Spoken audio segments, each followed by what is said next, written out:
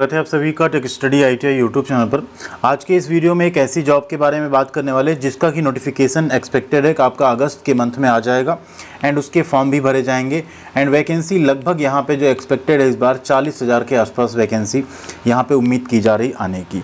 और ये एक ऐसी भर्ती है हम यहाँ पे इसलिए इसके बारे में अभी से आपको आगाह कर रहे हैं।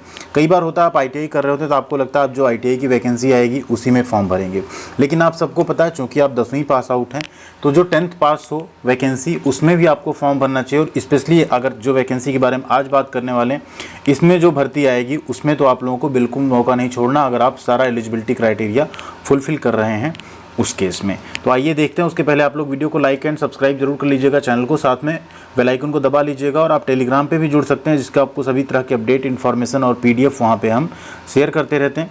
करंट में आपको कई सारी जॉब और अप्रेंटिसशिप की अपडेट दिख जाएगी, उसे आप लोग चेकआउट करके जिसमें भी एलिजिबल हो उसका फॉर्म जरूर भर लीजिएगा। तो यहाँ हम बात करने वाले कांस्टेबल GD वैकेंसी की जो कि SSC के थ्रू निकाली जाती है एंड ये CAPF आपका सेंट्रल आर्म्ड फोर्सेस जो होता है NIA, SSF and rifleman GD, Assam rifle, इन सभी की भर्ती एक साथ आती है। पिछले साल ये नोटिफिकेशन आपका थोड़ा सा डिले हुआ था आने में, बट इस बार ये नोटिफिकेशन अगस्त से सितंबर के मंथ में एक्सपेक्टेड है आना। और इसमें अगर आप भर्ती की बात करें तो इस वैकेंसी के थ्रू यहाँ पे BSF, CISF, CRPF, SSB, ITBP, AR और SS इन सब में जितनी भर्ती होती है GD यानी जनरल ड्यूटी कांस्टेबल की वो इसी के थ्रू जारी की जाती है। एंड आप नंबर ऑफ पोस्ट देख सकते हैं कितनी ज़्यादा यहाँ पे जो है जारी होती है हर बार। इस बार भी 40,000 के आसपास पोस्ट एक्सपेक्टेड है। इसकी तैयारी के लिए आप लोग आज हम बात करने वाले हैं SSC constable GD, CRPF, BSF, SSB, CISF, ITBP या SSF किसी में भी अगर आप राइफलमैन कांस्टेबल GD की तैयारी कर रहे हैं तो उसकी एक बेस्ट बुक के बारे में जो कि चक्षु पब्लिकेशन से है एंड इनका आप टाइटल भी देख सकते हैं, अब वर्दी दूर नहीं। बहुत ही बेहतरीन बुक है जिसमें आपको जैसा सिलेबस है आपका 80 क्वेश्चन पेपर आपका आता है, 80 क्वेश्चन का जो पेपर आता है उसमें आपको सामान्य बुद्धिमत्ता और तर्कशक्ति, सामान्य ज्ञान, सामान्य जानकारी, प्रारंभिक जो अंकगणित है एंड साथ में हिंदी और इंग्लिश के क्वेश्चंस मिल जाएंगे। यहाँ आपको 2800 प्लस व्याख्यात्मक बहुविकल्पी प्रश्न मिलेंगे, 5 सॉल्व पेपर्स आपको मिल जाएंगे जो उसमें कि फरवरी 2024 का जो क्वेश्चन पेपर है उसको भी सम्मिलित किया गया है। साथ में यहाँ आप देखें अगर तो ये क्वेश्चंस आपको जो दिखेंगे टू द टॉपिक मिलेंगे एंड बेहतरीन प्रिंटिंग के साथ आपको मिलेंगे। तो ये बुक आप परचेज कर सकते हैं, डिस्क्रिप्शन में लिंक दी हुई है। इसके साथ साथ चक्षु पब्लिकेशन की SSC कांस्टेबल GD की गाइड एंड प्रैक्टिस सेट भी आता है जिसको लेके आप अपनी तैयारी को और मजबूत कर सकते हैं। डिस्क्रिप्शन में इन सभी की लिंक है, जरूर परचेज कीजिएगा। इस भर्ती में अगर एज लिमिट की बात करें तो 18 साल से लेके 23 साल तक वो एज लिमिट यहाँ पे रखी जाती है। 18 साल से 23 साल तक के कैंडिडेट्स फॉर्म भर सकते हैं। ऑल ओवर इंडिया के कैंडिडेट्स यहाँ पे फॉर्म फिलअप कर सकते हैं, ठीक है। इसके अलावा वैकेंसी में अगर छूट की बात करें तो SC ST को 5 साल, OBC को 3 साल की एज लिमिट में छूट मिल जाती है। इसके साथ मेन होता है आपका एलिजिबिलिटी कंडीशन, वो क्या रखा जाता है तो उसमें सिंपल आप 10th पास हों, साइंस साइड से, आर्ट साइड से, किसी भी सब्जेक्ट से अगर आप 10वीं उत्तीर्ण हैं, 10वां पास हैं तो आप ये फॉर्म फिलअप कर सकते हैं, ठीक है। इसमें और कोई एलिजिबिलिटी एक्स्ट्रा नहीं रखी जाती, सिंपल आपको 10th पास होना है। और सबसे इंपॉर्टेंट हो जाता है इसका सिलेक्शन प्रोसेस। अगर सिलेक्शन प्रोसेस की बात करें तो वो भी यहाँ पे देखिए एजुकेशनल क्वालिफिकेशन क्या है, आपने सिंपल 10वीं पास की हो आप ये फॉर्म फिलअप कर सकते हैं। अगर यहाँ बात करें कि आपका जो एग्ज़ाम होगा उसका सिलेबस क्या रहता है तो अगर आप रेलवे की तैयारी कर रहे हैं फ़ीस भी आपका बहुत lower side 100 rupees only fees रखी जाती है फॉर्म भरने की। एंड इसके अलावा बात करें यहाँ पे सिलेक्शन प्रोसेस की तो वो भी आपका वही है जो आप रेलवे की तैयारी कर रहे हैं, DRDO या ISRO की तैयारी कर रहे हैं, सिंपल वही आपका एक एग्ज़ाम होता है, उसके बाद आपका PET एंड PST होता है।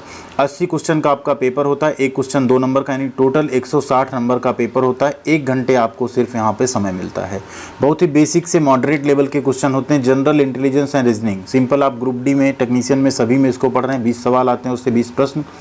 जनरल नॉलेज और जनरल अवेयरनेस ये भी आप पढ़ रहे हैं, इसके भी सिर्फ 20 क्वेश्चन आते हैं। एलिमेंट्री मैथमेटिक्स, बहुत ही सिंपल मैथमेटिक्स के कैलकुलेशंस के सवाल आते हैं, 20 क्वेश्चंस। और इंग्लिश और हिंदी के लगभग 10-10 क्वेश्चन रहते हैं यहाँ पे, 20 क्वेश्चन। कुल इतने ही क्वेश्चन होते हैं, इन्हीं को आपको करना होता है 1 घंटे में। और नेगेटिव मार्किंग यहाँ पे 1/4 यानी 0.50 की रहती है। इंग्लिश हिंदी दोनों में क्वेश्चंस रहते हैं। अगर आप ये रिटन एग्ज़ाम पास कर जाते हैं इसके बाद आपका यहाँ देखिए डिटेल सिलेबस भी दिया है। अगर आप इस सिलेबस को रेलवे वाले सिलेबस से मिलाएंगे तो उससे आसान ही सिलेबस निकलेगा, उससे कहीं ना कहीं लगभग आप देखेंगे सेम सारे टॉपिक्स वही पूछे जाते हैं एंड क्वेश्चन का लेवल भी इजी टू मॉडरेट ही रहता है। बहुत आपका टफ क्वेश्चंस यहाँ पे नहीं पूछे जाते। नेक्स्ट होता है आपका पीईटी यानी फिजिकल इफिशिएंसी टेस्ट और पीएसटी यानी फिजिकल स्टैंडर्ड टेस्ट।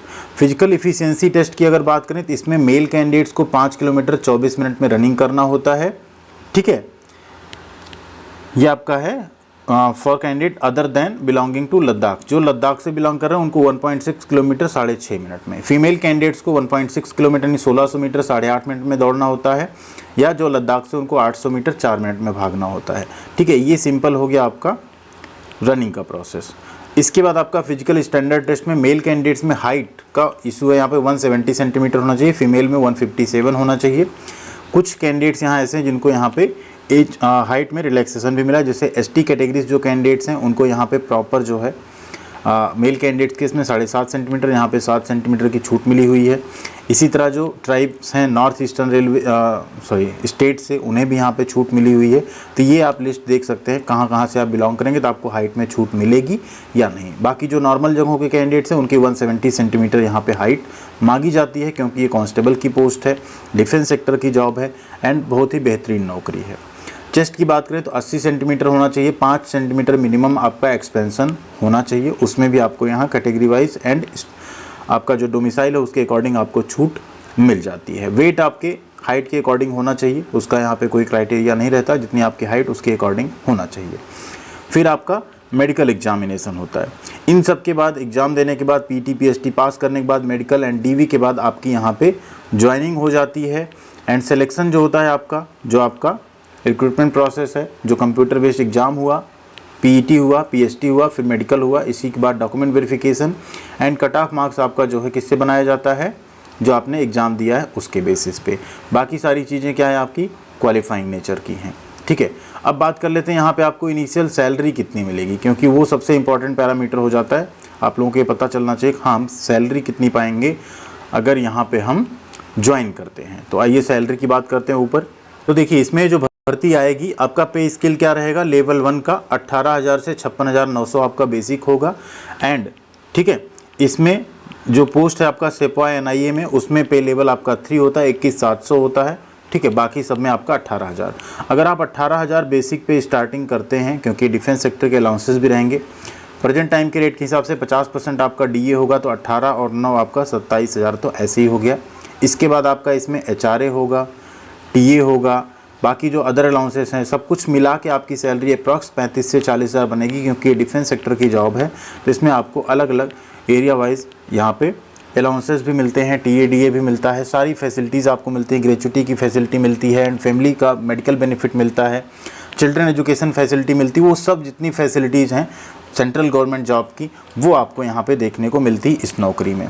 तो ये भी एक नौकरी जिसको आप लोग अपने लिस्ट में रखिएगा। हमें एसएससी जीडी की भी प्रिपरेशन करनी है, अगर आपकी हाइट एंड आपका रनिंग अच्छा है, आप तैयारी कर रहे हो ऐसे कुछ, क्योंकि ग्रुप डी में भी आपको रनिंग करनी होती है, ठीक है। सिर्फ हाइट का इशू रहता है, रेलवे ग्रुप डी में या टेक्नीशियन में हाइट का कोई क्राइटेरिया नहीं होता, बट रनिंग उसमें भी आपका ग्रुप डी में होता है। आपका फिजिकल एफिशिएंसी टेस्ट जो है कंडक्ट कराया जाता है, जिसमें आपको कुछ वेट वगैरह लेके भागना होता है। तो ये सारी चीज़ें आपकी वैसे भी अच्छी होनी चाहिए फिजिकल फिटनेस के लिए। तो जो भी कैंडिडेट्स इसमें एलिजिबल हैं, आप लोग जैसे इसका डिटेल नोटिस अभी आता है अगस्त या सितंबर के मंथ में, हम डिटेल में पूरा वीडियो उस टाइम पे ले आएंगे। बट अभी से आप लोग एक माइंडसेट करके रखिएगा, आपको इन सब के फॉर्म भी फिलअप करने हैं। 10वीं बेस पे जो नौकरी आती है उसका भी फॉर्म भरना, और अगर आप में वो जुनून होगा तो आप ये नौकरी आसानी से ग्रैब कर पाएंगे। ज़रूर इसकी भी तैयारी आप लोग रखिएगा। थैंक यू वेरी मच, ख्याल रखिएगा अपना। मिलते हैं अगली अपडेट के साथ अगले वीडियो में।